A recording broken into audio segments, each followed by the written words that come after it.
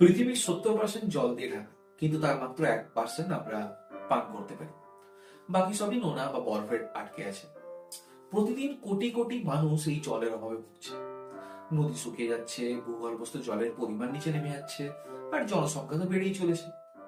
1990 সালে একটি দেখা গেছে, মানে সার্ভের মাধ্যম দিয়ে, যে এই জলের মানে ভূগর্ভস্থ জলের পরিমাণ ছিল 100%, যেটি 2025 সালে নেমে হয়ে গেছে 40%। অনেক শহরে প্রতি বছর জলের যে স্তর 3 থেকে 5 মিটার নিচে নেমে যাচ্ছে। 2024 সালে কিছু শহরে তো আবার প্রথমবার ডে জিরোর কাছাকাছি পৌঁছে গেছে, মানে কল থেকে জলই আসছে না।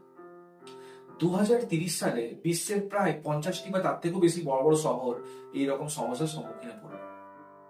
আর যেখানে আপনি বা আমি 1 গ্লাস জল নষ্ট করে দিচ্ছি, দেখবেন আজ থেকে 10-15 বছর বাদে ওই 1 গ্লাস জল টাকার থেকেও বেশি মূল্যবান হয়ে যাবে।